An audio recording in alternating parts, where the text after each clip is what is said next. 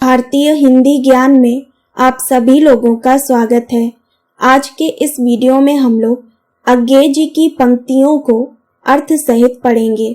अगर आप चैनल पर नए हैं तो सबसे पहले चैनल को सब्सक्राइब करें और बेल आइकन को प्रेस करें ताकि मेरे आने वाली सभी वीडियो का नोटिफिकेशन आप तक पहुंच सके। तो चलिए पढ़ना शुरू करते हैं।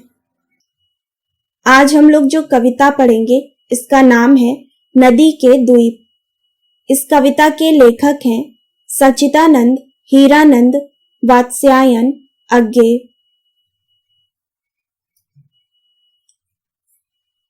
अगर आप लोग हिंदी साहित्य, हिंदी व्याकरण, निबंध, कवियों के जीवन परिचय को विस्तृत रूप से पढ़ना चाहते हैं तो आप हमारे ब्लॉग भारतीय हिंदी ज्ञान.com पर जाकर पढ़ सकते हैं। इसका लिंक आपको डिस्क्रिप्शन बॉक्स में दिया गया है। अगर आप लोगों ने नदी के द्वीप कविता का पिछला वीडियो नहीं पढ़ा है तो उसको जरूर पढ़ें। उस वीडियो में मैंने 2 पंक्तियों के अर्थ को पढ़ाया है। आज हम लोग इसी के आगे की पंक्तियों को पढ़ते हैं। द्वीप हैं हम, यह नहीं है शाप, यह अपनी नियति है। हम नदी के पुत्र हैं, बैठे नदी की क्रोड में। वह बृहत भूखंड से हमको मिलाती है और वह भूखंड अपना पितर है। अब हम लोग इन पंक्तियों में कुछ शब्द अर्थ को पढ़ते हैं। नियति का अर्थ होता है विधान, क्रोड का अर्थ है गोद, बृहत भूखंड इसका अर्थ है विशाल धरती, पितर इसका अर्थ है पिता। अब हम लोग इन पंक्तियों के प्रसंग को पढ़ते हैं। पिछले वीडियो में हम लोगों ने जो संदर्भ पढ़ा है इन पंक्तियों का भी वही संदर्भ होगा। तो अब हम लोग यहाँ पर प्रसंग को पढ़ते हैं। प्रस्तुत पंक्तियों में द्वीप बताता है कि हम नदी के द्वीप हैं। यह कोई अभिशाप नहीं है बल्कि यह भाग्य है। हम नदी के पुत्र हैं और भूखंड हमारे पिता हैं। अब इन पंक्तियों के अर्थ को पढ़ते हैं। प्रस्तुत पंक्तियों में द्वीप कहता है कि हम नदी के द्वीप हैं और मेरे लिए द्वीप होना यह कोई अभिशाप नहीं है बल्कि यह तो हमारा भाग्य है। द्वीप कहता है कि यह विधाता का ही विधान है कि उन्होंने हमें द्वीप का रूप प्रदान किया है और हम नदी के पुत्र हैं और इसीलिए नदी की गोद में हमेशा विराजमान रहते हैं। नदी के दूसरे पार जो छोर है उस छोर पर जो विशाल धरती है उससे यह नदी ही है जो हमें मिलाती है और वह भूखंड ही हमारे पिता हैं। अब हम लोग इन पंक्तियों के विशेष को पढ़ते हैं। यहाँ पर फर्स्ट पॉइंट है, इन पंक्तियों में बृहत भूखंड, विस्तृत, विशाल और अनंत मानवता का परिचय देने वाला है। सेकंड पॉइंट है, इन पंक्तियों में धारा सहज मानवीयता की गतिशीलता का प्रतीक कही जा सकती है। अब हम लोग नेक्स्ट पंक्तियों को पढ़ते हैं। नदी तुम बहती चलो, भूखंड से जो दाय हमको मिला है, मिलता रहा है, मांझती संस्कार देती चलो। यदि ऐसा कभी हो तुम्हारे आह्लाद से या दूसरों के किसी स्वैराचार से, अतिचार से, तुम बढ़ो, प्लावन तुम्हारा घर घराता उठे, यह स्रोत सुनी ही कर्मनाशा, कीर्तिनाशा, घोर काल प्रवाहिनी बन जाए, तो हमें स्वीकार है वह भी।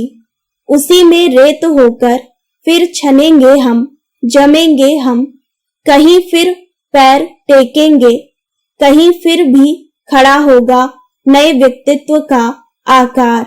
माता उसे फिर संस्कार तुम देना। ये हैं पंक्तियां। अब हम लोग इन पंक्तियों में कुछ शब्द अर्थ को पढ़ते हैं। दाय इसका अर्थ होता है दायित्व। आह्लाद, इसका अर्थ है आनंद। स्वैराचार, इसका अर्थ है स्वेच्छाचार। अतिचार, इसका अर्थ है अनुचित कार्य करना। घोर काल प्रवाहिनी, इसका अर्थ है मृत्यु की भयानक धारा। अब हम लोग इन पंक्तियों के प्रसंग को पढ़ते हैं। प्रस्तुत पंक्तियों में बताया गया है कि द्वीप का निर्माण नदी ने किया है और नदी द्वीप की मां है और भूखंड पिता है। नदी में रहते हुए भी वह नदी से अलग है, क्योंकि नदी के प्रवाह में भी वह अपने अस्तित्व की रक्षा कर रहा है। उस नदी में बाढ़ आ जाए किंतु फिर भी द्वीप उसी में रह रहा है। अब हम लोग इन पंक्तियों के अर्थ को पढ़ते हैं। प्रस्तुत पंक्तियों में कवि कहते हैं कि गतिशीलता का प्रतीक हे नदी तुम मां हो, इस द्वीप को तुमने ही जन्म दिया है। हे नदी तुम बहती रहो और तुम्हारा मार्ग कभी भी रुके नहीं। कवि कहते हैं कि यह द्वीप नदी में रहते हुए भी नदी से अलग है, क्योंकि वह भूमि का एक खंड है, पानी की धारा नहीं है। इसीलिए यह नदी उसकी माता है और भूखंड पिता है। पृथ्वी से जो अंश उसे भूखंड के रूप में मिला है, उसकी रक्षा करना उसका कर्तव्य है और इसीलिए वह अपनी व्यष्टि चेतना को सुरक्षित बनाए हुए है। कवि कहते हैं कि नदी उसकी माता है, जो उसे रूप और आकार तो देती ही है, साथ में उसे संस्कार भी देती है। द्वीप कहता है कि यदि नदी में किसी कारण से बाढ़ आ जाए तो किसी स्वेच्छाचार, अतिवाद का ही परिणाम हो सकती है और यह नदी कर्मनाशा की भांति प्रबल हो करके यदि विनाशकारी बाढ़ से युक्त हो जाए तो हमें वह स्थिति भी स्वीकार है।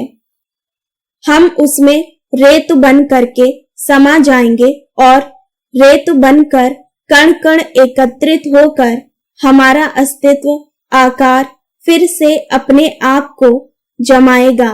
हमारे पैर कहीं ना कहीं जरूर टिकेंगे और फिर से हमारे नए व्यक्तित्व का निर्माण होगा। हे मां नदी, तुम हमारे नव विनिर्मित अस्तित्व एवं हमारे व्यक्तित्व को फिर से नए संस्कार तुम प्रदान करना। यह है इन पंक्तियों का अर्थ। अब हम लोग इन पंक्तियों के विशेष को पढ़ते हैं। फर्स्ट पॉइंट है, प्रस्तुत पंक्तियों में कवि ने नदी को माता और भूखंड को पिता कहा है। सेकंड पॉइंट है, इन पंक्तियों में खड़ी बोली हिंदी का प्रयोग किया गया है। तो आज हम लोगों ने नदी के द्वीप कविता को पढ़ा है। उम्मीद है ये वीडियो आप लोगों को पसंद आया होगा। इस वीडियो को लाइक जरूर करिएगा और अपने सभी दोस्तों के साथ शेयर करिएगा।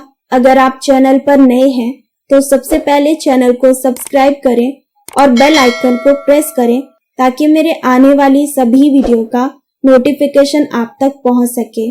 तो मिलते हैं नेक्स्ट वीडियो में, तब तक पढ़ते रहिए।